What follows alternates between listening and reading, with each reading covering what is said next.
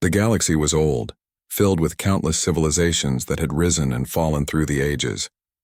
Among the shining clusters of stars and the dark stretches of void, there were empires that ruled with iron claws, and alliances that swore to protect peace but ended up fueling endless wars. For 200 years, the Coalition of Light and the Dominion Empire had fought each other without rest. Whole planets turned into dust. Cities that once glowed bright as stars were now floating graves. Generations were born knowing nothing but war. Yet far from the center of this chaos, there was one young species that stayed quiet: humanity. Humans had discovered faster than light travel almost 400 years ago. When they appeared in the galactic network, most older species looked at them with mild curiosity. They were newcomers, emotional, creative, sometimes unpredictable. But instead of expanding through conquest, humans explored silently. They built colonies, studied alien cultures, and traded peacefully. The galaxy soon learned that humans were strange in their ways. They did not build grand empires or demand respect through power. Instead, they built friendships. They shared medicine that healed diseases even ancient species had failed to cure. They offered food to worlds struck by famine. They sent teachers and engineers where others sent soldiers. Many called them the Silent Observers. Humanity sat in the Galactic Council, a massive organization made up of thousands of member worlds. The council met in the Great Hall of Concordia, a structure built inside a hollowed asteroid floating between two suns. Here the greatest minds debated, argued, and planned for the galaxy's future. But humans rarely spoke. Their envoy always sat quietly, taking notes, listening, and speaking only when needed. Their silence had become a part of their image. Some found it mysterious, others thought it was weakness. But no one ever imagined what that silence was hiding. The war between the Coalition and the Dominion had reached its darkest point. The Dominion had begun using planet-breaker weapons, massive machines that could turn oceans into fire and skies into storms of acid. Billions had died. Even neutral worlds trembled, knowing that the next war front could reach them any day. The Coalition pleaded for help from other neutral species, but most refused. They had suffered too much loss already. Then came a rumor that Earth's envoy Marcus Hale had called for a special meeting. No one understood why. Humanity had never asked for an emergency session before. Messages spread like wildfire across the networks. The humans are calling the council. Some laughed, saying perhaps the humans wanted to sell more medical drones or offer another peace treaty that would be ignored. But curiosity filled the air. The council hall was the most secure and sacred place in the galaxy. It was shaped like a great circle, with thousands of seats rising like steps toward the domed ceiling. In the center, a floating platform held the speaker's podium. Representatives from across the stars gathered. The scaled Cytherians covered in silver armor hissed softly in the shadows. The glowing Tyrell, beings of pure light, pulsed in rhythmic colors. The massive Vorkun with their stone-like skin sat silently, their heavy breaths echoing. When the humans entered, the hall grew quiet. Envoy Marcus Hale was not a tall man, nor did he wear anything grand. His dark suit was simple, his face calm. His hair had turned silver with age, and his eyes, gray like storm clouds, carried a stillness that made others hesitate to speak. Behind him walked two human aides and a small floating sphere, an old Earth-made translator drone, glowing faint blue. As Marcus reached the center of the hall, every camera and sensor focused on him. Billions of beings across the galaxy were watching the live broadcast. He adjusted the small microphone on the podium. For a long moment he said nothing. The silence stretched. Even the faint hum of energy shields seemed to fade. The other ambassadors began to whisper among themselves. Finally, Marcus looked up.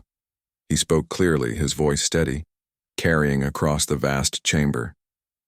"Members of the Galactic Council," he began, "for many years humanity has stood apart from your wars. We believed we could help through peace and through progress. We believed we could stay away from destruction." He paused, looking around the room. The Tyrell's glowing bodies dimmed as they listened closely. "But the fires have spread too far." Marcus continued. "We have seen colonies burned, worlds turned into dust. We have rescued refugees who had nowhere left to go. We have watched this galaxy tear itself apart while we remained silent." He took a slow breath. The translator sphere pulsed, sending his words in 100 alien tongues. Then he said the words that would change the galaxy forever. "We're joining the war. The hall exploded into noise. Ambassadors shouted, lights flickered. Translation drones struggled to keep up with the sudden chaos. Some species thought they misheard. Others began arguing immediately. The Dominion envoy, a tall reptilian creature with crimson eyes, slammed his clawed hand on the table. Humans, you can't be serious. You are traitors, healers, not warriors. The coalition delegate, Admiral Lyra Vorn of the feline Rasari, leaned forward, disbelief and hope battling on her face. Are you saying Earth will send ships? Marcus Hale didn't raise his voice. He simply stood still, waiting for the noise to fade. When silence returned, he said, You misunderstand us. Humanity is not joining your side. We are joining the war. Against destruction, against the madness that consumes you all. Wherever injustice burns, wherever innocents die, that is where we will go. His words echoed like thunder through the hall. The Dominion envoy growled. You dare to challenge both sides? Marcus met his gaze calmly. We dare to stop both sides, because someone must. The quiet that followed was heavier than before. Every delegate could feel that this was not a threat but a promise. The human envoy continued. For 200 years your war has spread death and despair. You call it honor, duty, survival, but it is only fear, wrapped in banners. We will no longer stand aside. If peace cannot be found through words, then we will bring it through action. The council had seen countless speeches, but none like this. The broadcast spread instantly through every corner of known space, on mining colonies, on warships and refugee camps. Beings of all kinds heard those 5 words repeated again and again. We're joining the war. Some laughed, saying humans were foolish to interfere. Others feared what it meant. A few quietly began to hope. Far away on Earth, the news reached every city and every colony. From the underwater domes of Pacifica to the floating cities of Mars, people stopped to listen. The old, the young, soldiers, and scientists all heard the message. In the Orbital Defense Command, officers stared at their screens as the message replayed. In deep space, captains aboard long silent fleets opened sealed orders from Earth Command. Humanity had made its decision. For centuries, they had watched the galaxy destroy itself, waiting for a time when their help would matter most. The time had come. Factories awoke from their sleep. Shipyards began to hum again. Massive gates opened above Earth as old warships, hidden and forgotten, rose from the oceans and deserts. The sky filled with light as thousands of vessels prepared for launch. The galaxy had never truly understood humanity. They had seen the kindness, the patience, and the peace. They had not seen the fire that burned quietly beneath it. The fire that said, we protect what must be protected. Now that fire was awake. In the council hall, as chaos still echoed through the chamber, Marcus Hale turned off his microphone. He bowed politely to the assembled ambassadors. Then he spoke one final sentence before leaving the podium.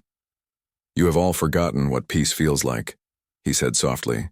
Perhaps it's time someone reminded you. And with that, the human envoy left the chamber. Outside, as his shuttle lifted into the stars, 1,000 eyes followed him, some in fear, some in awe, and some in quiet admiration. The galaxy didn't know it yet, but history had just turned a new page. The silent observers were silent no more. The galaxy could not stop talking about the human envoy's message. 5 simple words, we're joining the war. They echoed through the stars, played on every communication channel, and became the most repeated phrase in centuries. On the glittering capital world of the Coalition, thousands gathered in front of giant screens showing the recording. The citizens watched the calm face of Marcus Hale, his voice steady and unshaken even as chaos broke around him. Many whispered that it didn't sound like a threat, it sounded like a promise. In the dark heart of the Dominion, the reaction was different. Their leaders, proud and fierce, called an emergency council of war. The High Commander of the Dominion slammed his fist on the holotable, growling, Humans dare to interfere in our affairs? They are a young species. They do not understand the price of power. But some of his advisors were uneasy. One of them, an old strategist named Rakkar, spoke quietly. Commander, we have ignored humans for too long. They have been silent, yes, but silence can hide strength. No one knows how powerful they truly are. The commander laughed. They are merchants and doctors, not warriors. Their ships are for trade, not battle. Let them come. The Dominion will crush them like dust. Still, Rakkar's eyes narrowed. He had studied humans before. their history, their strange mix of kindness and courage. He remembered how, long ago, the humans had nearly destroyed themselves in wars only to rise again stronger each time. "They are not like us," he said softly. "They fight not for conquest but for purpose. That makes them dangerous." Meanwhile, back on Earth, the world was changing faster than it ever had. For generations, humanity had focused on peace. Factories that once built weapons now created ships for exploration and healing. But now those same factories turned their skills toward defense once more. Massive orbital shipyards that circled Earth lit up with activity. Engineers, pilots, and AI units worked side by side, constructing ships that had only existed as hidden projects, designs too advanced for anyone to have seen before. The Human Defense Council gathered in Geneva Base, the most secure command center on Earth. The room was filled with holograms of admirals, scientists, and leaders from human colonies across the solar system. Admiral Rhea Solis, commander of the Terran fleet, stood before them. "The Envoy has spoken," she said. "The galaxy is watching. We must be ready not just to fight, but to show what humanity truly stands for." General Arendas nodded. "If we're entering this war, we do it our way. No mass destruction. No blind vengeance. We fight to protect. That's what sets us apart." The room hummed with agreement. Plans were made. Fleets were assigned. Colonies from Mars to Titan sent resources. Humanity was moving as one, something the galaxy had never seen before. Far from Earth, the Coalition held a special meeting of their own. Admiral Lyra Vorn sat at the edge of a long table surrounded by generals and diplomats from dozens of species. Her golden eyes watched a replay of Marcus Hale's speech on the central screen. "This changes everything," she said quietly. One of the diplomats, a thin insectoid being from the planet Chiron, clicked his mandibles nervously. "Can humans even fight? They have no record of large wars since joining the Council." Lyra smiled faintly. "That's what worries me. They've had time. Time to build, time to prepare. You don't stay silent for centuries without a reason." Another general scoffed. "You think they can stop the Dominion?" Lyra's eyes hardened. "Maybe not alone, but if they fight, I'll fight beside them." Across the room, a soft murmur spread. Some thought she was foolish. Others felt a flicker of hope. The war had gone on for too long. Maybe, just maybe, the humans could change the pattern.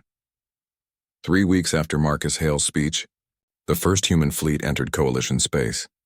The aliens who watched from orbital stations could not believe what they saw. Ships the size of cities appeared one after another from hyperspace, forming perfect formations in silent coordination.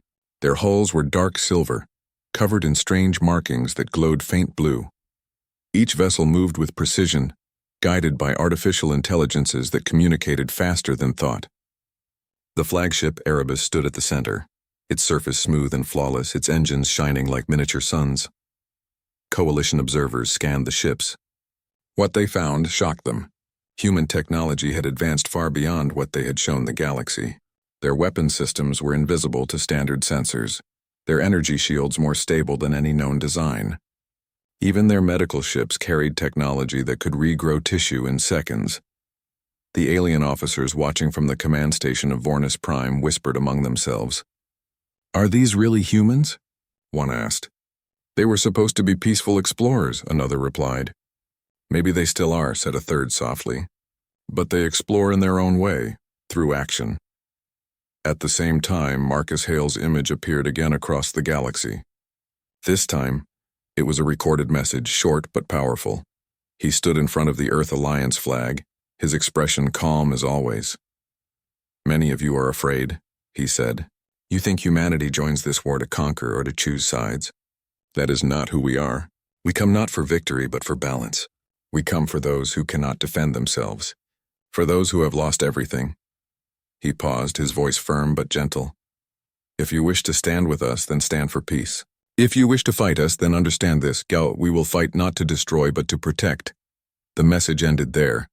It was broadcast to both sides, the Coalition and the Dominion.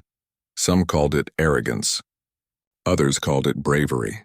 But everywhere people began to whisper about humans as if they were something new, something unpredictable. In the Dominion capital, Commander Trelvac watched the message in silence. His advisors expected him to roar in anger, but instead he turned to the window, staring at the stars. Humans, he muttered. They remind me of the early days of our own kind and before greed blinded us. Rakkar, standing beside him, nodded. They have the strength of conviction. That's something the galaxy forgot long ago. Trelvok smiled darkly. Conviction won't stop plasma fire. Let them come. Let us see how long their peace survives the front lines. But Rakkar was not convinced. He had a feeling this war would not end as anyone expected. The first test came sooner than anyone predicted. A Dominion fleet attacked a neutral mining colony on the edge of Coalition space, a place called Karin's Belt. The humans had just begun to deploy there, setting up communication arrays and medical posts. When the attack began, the Dominion expected easy victory, but within minutes the sky was filled with human ships. The Erebus itself descended into the battle zone, its hull absorbing the enemy's energy fire like a storm absorbing rain. From its hangars launched swarms of small, fast drones, each one operated by human pilots linked through neural systems. The drones moved like living beings, weaving patterns of light as they intercepted missiles and shielded civilian ships. The Coalition observers watching from afar couldn't believe their eyes. The humans didn't just fight, they protected. Their warships formed barriers around escape pods, prioritizing life over destruction. Within hours, the Dominion fleet retreated. The humans didn't chase them. Instead, they sent rescue ships to pull surviving Dominion soldiers from the wreckage. Admiral Lyra Vorn, who arrived later, met Marcus Hale in the orbiting base. She looked at him with both awe and confusion. "You fight like soldiers," she said, "but you treat your enemies like patients." Marcus smiled faintly. Because war ends faster when mercy survives. Word spread like wildfire again. The galaxy had seen a new kind of warfare, one where strength came with compassion. In refugee camps, alien children wore small badges with Earth's blue and white symbol. Coalition soldiers painted human emblems on their ships for luck. Even some Dominion soldiers began questioning their orders. And through it all, Marcus Hale remained calm, always reminding the galaxy of his promise. We fight to protect, not to conquer. The galaxy had heard 5 words before. We're joining the war. Now, they began to understand what those words truly meant. The news of humanity's first victory at Karin's Belt spread faster than light. Every world in the Coalition, and even deep within the Dominion's borders, spoke of it. People called it the miracle at Karin. For the first time in 2 centuries, a battle had ended not in destruction but in rescue. The galaxy began to see humans differently. They were no longer the quiet traders or the kind explorers who stayed away from conflict. They were protectors, powerful, disciplined, and strange. They fought with strength and compassion combined, something the galaxy had forgotten was even possible. But for humans, victory did not bring joy. It brought responsibility. The human flagship Erebus glided silently through the dark between stars.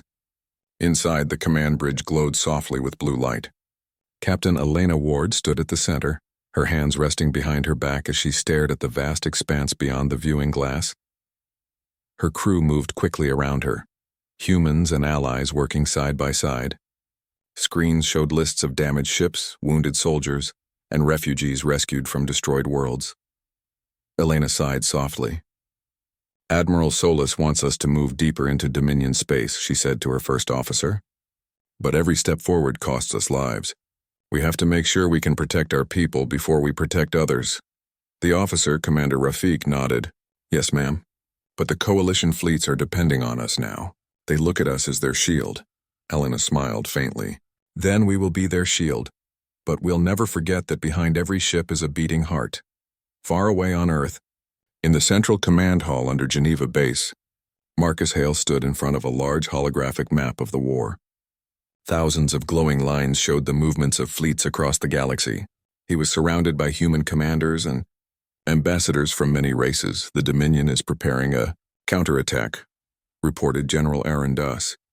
"They've gathered nearly 1,000 warships near the Cygna Rift." Marcus looked calm, but inside he felt the growing weight of the decision. Every battle meant more loss, even if victory was certain. He turned to Admiral Solis.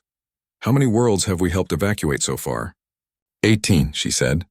"But 2 were lost before we arrived. We're saving millions, Marcus, but the cost is heavy." Marcus's eyes darkened. "I know, but we cannot stop. The galaxy is watching. Every act of kindness, every life we save, teaches others what this war is truly about. He paused for a moment, then added, "We will show them that strength means nothing without humanity." In the Coalition capital, Admiral Lyra Vorn received constant reports of human victories. Each one amazed her. The humans fought in complete coordination. Their AIs could predict enemy movements seconds ahead. Their soldiers were trained not only to fight, but to rebuild, to heal, and to calm terrified civilians. Lyra watched one transmission in silence. It showed human engineers repairing a destroyed alien city while their soldiers stood guard, offering food and clean water to survivors. She turned to her aide and said quietly, "They fight like soldiers of peace. I've never seen anything like it." Her aide replied, "Perhaps this is why they stayed silent for so long. They were waiting until they were ready to change everything." Lyra nodded. "And they're doing it." But while the Coalition celebrated, the Dominion prepared for revenge. In a dark chamber deep within the Dominion fortress world of Tarkal, the High Commander sat with his advisors. The air was thick with smoke from burning incense. The room was filled with the sound of mechanical breathing from ancient machines keeping the commander alive. "Humans are disrupting the balance," he hissed. "They dare to humiliate us on the battlefield." One of his generals stepped forward. "Commander, our spies report that human fleets are spreading thin.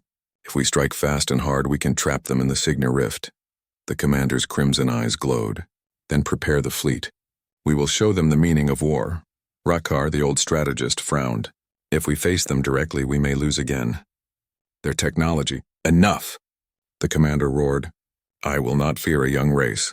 The Dominion has ruled the stars for centuries. We will crush them and burn their worlds until they beg for mercy." Rakkar bowed, but inside he felt dread. He had seen human tactics. He knew they didn't fight for conquest or revenge. That made them unpredictable and unstoppable. Days later, the largest battle in recent memory began. The Battle of the Signa Rift. It was a region filled with glowing clouds of blue and green energy, where gravity twisted strangely. For years, no one had dared to fight there. But now the Dominion sent a fleet of nearly 1,000 warships to destroy the human advance group stationed there. Captain Elena Ward's ship, Erebus, was among the first to detect them. "Dominion fleet incoming," Rafik said urgently. "Their numbers are overwhelming. We're outnumbered 10 to 1. Elena's voice stayed calm. "Then we'll make them regret coming this far." Within moments, the dark void erupted with light. The human fleet moved like a single living organism. Silent, efficient, deadly. Kinetic cannons fired streams of solid metal at near light speed, tearing through enemy shields. Swarms of defense drones formed a wall of light, blocking incoming plasma fire. The Dominion ships fired back with fury.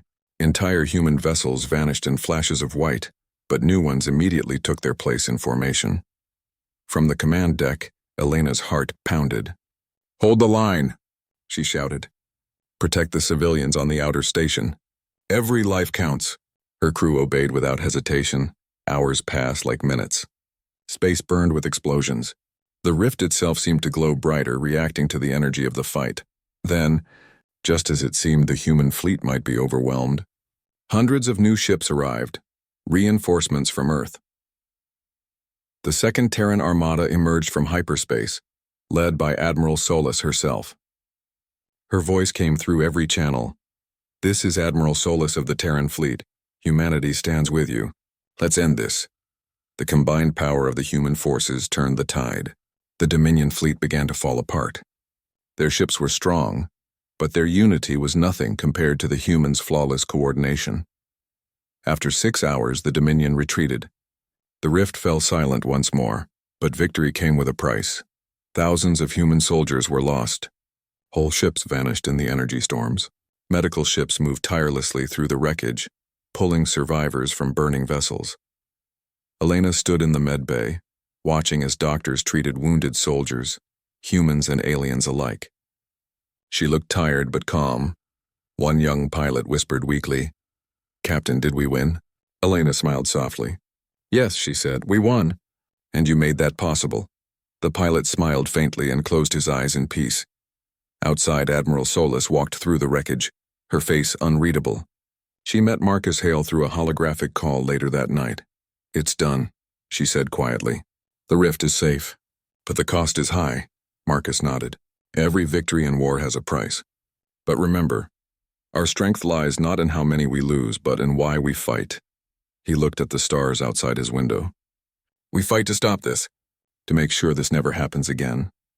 Back on the Dominion world of Tarkal, Rakkar stood in silence as reports came in.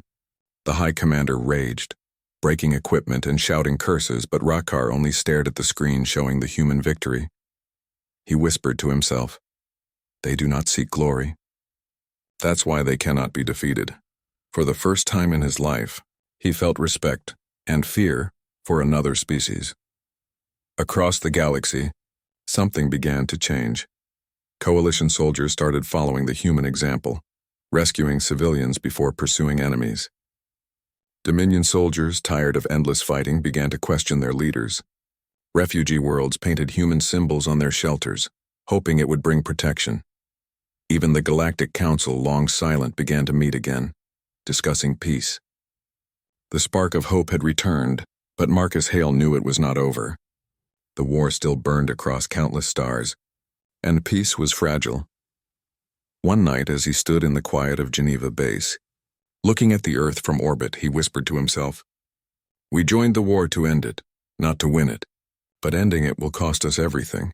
He didn't say it with sadness. He said it with resolve, because for humans, sacrifice was not loss, it was purpose. And as the stars shone quietly beyond the glass, humanity continued to move forward, carrying both the burden and the light of hope through the endless night. The galaxy was quiet for a brief moment, but it was only the calm before the storm. The humans had shown their power and their compassion, yet war was never truly gone. The Dominion was enraged, and they were preparing to strike back with everything they had. Marcus Hale knew this. Every time a human ship left Earth, every time a pilot went into battle, they risked more than their lives.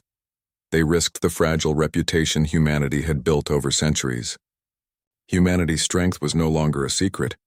The galaxy watched. Every mistake, every loss would be seen. The next Dominion attack came faster than anyone expected. The planet of Siren 9, a vital supply world near the edge of Coalition space, was targeted. Its cities were bustling with refugees, medical teams, and human engineers constructing defensive stations. Intelligence reports warned of a massive Dominion fleet approaching at near light speed. Admiral Rhea Solis stood on the bridge of the Erebus, her hands clasped behind her back. The fleet was smaller than the Dominion Armada, but every ship carried humans trained for precision, not brute force. "Sir," Commander Rafik said, "they're deploying a new type of ship. I've never seen this design before. Shields stronger than anything in our records." Elena Ward, who commanded one of the frontline squadrons, adjusted her visor. "Then we'll have to be smarter. Hit them where they are weakest. Protect the civilians first. Everything else comes second." Marcus Hale, observing remotely via holographic link, added, "Remember, we do not fight for revenge. We fight to defend. That is our honor." The words settled over the crew like a mantra. Every human aboard every ship understood them. They would fight, and they would protect, even if it cost them everything. The battle began in the swirling clouds of Siren 9's atmosphere. The Dominion fleet advanced with aggressive precision, firing massive energy beams that tore through the sky. Entire sections of the planet shook as missiles streaked toward cities. Human ships moved like living organisms, coordinating faster than thought. Drones shielded buildings, redirected missiles, and created safe corridors for civilians to escape. Soldiers on the ground directed evacuation teams, guiding panicked refugees to safety. One Dominion warship tried to attack a hospital. Within seconds, human interceptors blocked its path, forcing it to retreat. The battle raged for hours, but the humans never lost focus. Their weapons struck enemy ships with precision, while their shields held firm against overwhelming fire. But victory was never free. The Erebus took a direct hit on its main shield generator. Explosions tore through its aft section. Human engineers rushed to contain the damage while soldiers secured the deck. Captain Elena Ward issued commands calmly, her voice cutting through panic. "Keep the civilians safe. Keep the medics moving. The ship can be repaired. People cannot be replaced." Commander Rafik, covered in soot and smoke, nodded. "Understood, Captain. But we've lost too many already." Elena's eyes softened as she looked at the wounded crew members. Every life matters. That is why we fight. That is why humanity is different. Elsewhere in the sky, Dominion ships fell under the relentless assault. Some tried to flee, only to be intercepted by human fighters. Others were captured intact, giving Coalition scientists a chance to study alien technology they had never seen before. Amid the chaos, Marcus Hale broadcast another message to both sides of the war. His face appeared across millions of screens and communication channels. Enough, he said firmly. This war has gone too far. You call this honor. You call this duty. But the innocent die while you fight. Humanity is here to stop that. Not to conquer. Not to destroy. But to protect. The message stunned everyone. Some Dominion soldiers paused, confused by the calm, unyielding voice of a human. Some Coalition forces felt renewed hope. On Siren 9, civilians paused to listen, clutching children and holding hands, feeling the presence of humanity in words even as the sky burned around them. Despite their strength and their clarity of purpose, the humans felt the weight of every decision. Later, as the fleet regrouped above Siren 9, Marcus Hale met privately with Admiral Solis and Captain Ward. The casualty reports were grim. Thousands of Dominion soldiers had been destroyed or captured, but hundreds of humans were gone. Ships had been lost. Refugee colonies had been damaged despite best efforts. Admiral Solis's face was pale. Marcus, we've done everything right, but the cost is high. How much longer can we keep this up? Marcus's expression was calm, yet his gray eyes carried the weight of centuries. We keep moving forward. Every life we save, every world we protect, teaches the galaxy that war does not have to be endless. This is the price of honor. Elena, standing nearby, added softly, we cannot let fear of loss stop us. Every human lost strengthens the reason we fight. Their sacrifice is not in vain. Marcus nodded. Exactly. We fight because hope matters more than fear, and the galaxy must remember that. The Dominion, however, did not forget. High Commander Trelvac seethed as he reviewed reports of their defeat at Siren 9. The Dominion fleet was diminished, and morale had begun to falter. Yet he refused to accept the humans as equals. They are young, he growled to his advisors. They have compassion, yes, but compassion is weakness. We will strike again. We will overwhelm them with numbers, with fire, with everything they cannot endure. Rakkar, his old advisor, spoke quietly. Commander, they fight differently. They do not fear death. They do not fight for conquest. They fight for purpose. That is what makes them unpredictable. Trelvac's eyes glowed. Then we shall test them. If purpose alone can withstand our fury, we will know the true measure of their strength. The human fleet pressed forward, moving deeper into contested space. Everywhere they went, the Dominion and Coalition alike began to take notice. Humans were no longer neutral. They were decisive. They were effective. They were a force that could not be ignored. Across the galaxy, ordinary civilians whispered the stories of their deeds. Alien children wore small badges with the Earth symbol. Coalition captains painted human insignia on their ships. Even some Dominion soldiers began questioning orders, wondering if their leaders were leading them to endless death without reason. And yet, every victory reminded the humans of the cost. In the med bays of the Erebus, nurses and doctors worked tirelessly. Wounded humans lay beside wounded aliens. Engineers repaired ships as explosions and damage reports continued to arrive. Everywhere there was grief, but also determination. Captain Elena Ward, standing at the bridge, whispered to herself, "This is not glory. This is responsibility. This is what it means to be human." One evening, Marcus Hale stood alone on the observation deck of the Erebus, looking at the stars stretching endlessly before him. He thought of every life lost, every world destroyed. He thought of the children hiding in shelters on Siren 9, and the civilians saved by the courage of a few hundred humans. He whispered quietly, "We fight because we must. We fight because no one else will, and if the cost is our lives, so be it. But humanity will stand." For the first time in the war, he felt the true weight of what humanity had done, and what it had yet to do. The galaxy had learned that humans were strong. They had seen their power. But they had not yet understood the full measure of humanity's resolve, the willingness to bear the cost of honor without complaint. The Dominion was planning. The Coalition was learning. The galaxy was watching, and through it all humans moved steadily forward, their purpose clear. They would fight to protect, to save, and to remind the stars that life mattered more than power. The price of honor was high. Every victory demanded sacrifice. Every choice carried weight, but humanity would pay it willingly, because they knew that in a galaxy where war had lasted centuries, the true strength of a species was not measured in firepower or conquest. It was measured in courage, compassion, and the willingness to stand for what was right, even when it hurt. And for humans, standing for what was right was never optional.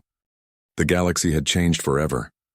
For centuries, countless wars had left the stars filled with smoke and sorrow. Entire civilizations had crumbled under endless conflict. Yet now, a young species from a small blue planet had done what no one else had been able to do. They had reminded the galaxy that strength and honor were not measured in destruction, but in courage and compassion. Humanity had entered the war not for conquest, not for glory, but to protect. And in doing so, they had changed the hearts and minds of thousands of beings across countless worlds. The final battle had ended weeks ago. Dominion and coalition fleets, battered and weary, withdrew to distant corners of the galaxy. Refugees returned to their homes. Cities were rebuilt, often with human engineers leading the effort. Peace, tentative but real, began to bloom where destruction had once reigned. On the newly liberated planet of Seraphina, Marcus Hale stood before a crowd of survivors, both human and alien. Children clung to his coat, their eyes wide with curiosity. Adults looked at him with hope and gratitude. He could feel their fear, but also their determination to survive. He spoke slowly, his voice calm but strong. This war has lasted far too long. Many of you have lost everything. But the fact that you are alive today shows that hope can survive even in the darkest times. Humanity came not to dominate, but to protect, and that is what we will always do. The crowd listened in silence. Some whispered among themselves. Others simply stared, awed by the presence of someone who had guided humanity through the storm. Back on Earth, celebrations were modest but sincere. Humanity had proven its strength, but the losses weighed heavily. Families mourned soldiers who would never return, ships that would never fly again, and entire colonies that had been damaged, despite the best efforts. In the command hall of Geneva Base, Marcus Hale met with Admiral Solus, Captain Ward, and key human and alien leaders. Holograms of damaged worlds and fleets hovered above the table. Admiral Solus spoke quietly. "Marcus, we did it. The Dominion has withdrawn. Coalition borders are stable. The war is ending. But the cost?" Marcus shook his head gently. "Every victory carries a cost, Admiral. Humanity has paid that cost willingly, not for pride, not for revenge, but for honor. That is what will be remembered, not the losses, but why we fought." Captain Ward added, "And the galaxy is watching. They will remember the humans not as neutral observers, but as a species that stood up when it mattered most." Marcus nodded, his gray eyes thoughtful. "Yes, the galaxy will remember. And we must make sure they remember for the right reasons." Across the stars, the effect of humanity's intervention became clear. In the coalition, soldiers no longer treated civilians as second class. They followed human examples, rescuing the helpless and rebuilding destroyed cities. Many alien leaders began implementing policies that emphasized protection over expansion, inspired by the humans' courage. Even some Dominion captains began to question their orders. A few defected to join humanitarian missions, seeking to rebuild the worlds they had once destroyed. Though the Dominion's core leadership remained defiant, cracks were forming, cracks that could lead to lasting peace. The Galactic Council, which had watched humanity's actions in awe, convened a special session. Every ambassador from hundreds of worlds attended. Marcus Hale stood once again in the great chamber, his expression calm but commanding. "Members of the Council," he began, "for centuries, this galaxy has seen endless war. You have debated, you have strategized, but the innocent continue to suffer. Humanity has entered this conflict not to take sides, but to protect those who cannot protect themselves. That is our message. Peace is not the absence of power, but the presence of responsibility." There was silence. Every delegate, whether human, coalition, or Dominion, felt the weight of his words. Marcus continued, "If we can remember this lesson, If we can act with courage and compassion, perhaps the galaxy can be a place where war is no longer the first answer. Humanity stands ready to help, to rebuild, and to teach. We do not seek glory. We seek a future worth living for all species. When he finished, the chamber erupted in quiet applause. Many delegates wept. Some had not imagined that a single species could carry such moral strength across the stars. On Siren 9, children played among rebuilt streets, wearing small blue and white badges that represented Earth. Their parents told stories of the humans who had saved their families, who had risked everything to protect them. On Coalition warships, officers told new recruits about the humans' courage, their ability to fight fiercely while refusing to lose sight of life and compassion. Even deep in Dominion space, whispers of humanity spread quietly among soldiers and civilians alike. They spoke of a species that was unpredictable, relentless, and noble, a species that had changed the course of the war simply by being human. Marcus Hale stood quietly on the observation deck of the Erebus, gazing at the stars. The war had ended, but the galaxy still held scars. He knew the Dominion might rise again someday. The Coalition would face new challenges, but for now there was peace, fragile but real. He whispered to himself, "We have done what we could. Humanity has made its mark. The galaxy will remember that courage and compassion can change the course of history."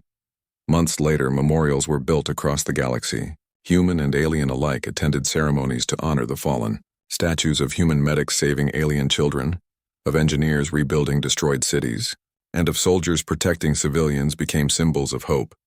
Every school across the stars taught children about those famous 5 words, "We're joining the war." Not as a phrase of aggression, but as a message of courage and honor. Parents told their children, when humanity entered the war, they did not fight to conquer. They fought to save. They fought to protect life. That is what makes them strong. And humanity continued its work. They rebuilt worlds. They trained diplomats, soldiers, and engineers. They shared medicine, technology, and knowledge with every species willing to listen. They remained explorers, traders, and teachers, but now, the galaxy knew they were also warriors of honor. Marcus Hale traveled between worlds, always calm, always thoughtful, always reminding others of the lessons humanity had learned. Strength is nothing without compassion. Courage is measured by what you protect, and honor is carrying responsibility even when it costs you everything. One day, in a quiet garden on Earth, Marcus spoke to a young child who asked, "Why did humans fight in the war?" He smiled gently and said, "We fought because we could not stand by and watch life be destroyed. We fought because someone had to protect what mattered, and because even in the darkest times, hope can shine brighter than any weapon." The child nodded wide-eyed, as if understanding something deeper than words. Centuries later, across thousands of star systems, humans were remembered not for the battles they won, but for the lives they saved, the hope they restored, and the courage they inspired. The galaxy would never forget the day when a quiet species from a small blue planet spoke 5 words that changed everything. "We're joining the war," and they remembered why. Because humanity fought not to dominate, not to rule, but to remind every being in the stars that life in any form was worth protecting, and that was the true legacy of humans: courage, compassion, and honor that no war could ever destroy. The galaxy had been stunned. The galaxy had been saved, and the galaxy had learned that the heart of humanity was more powerful than any weapon.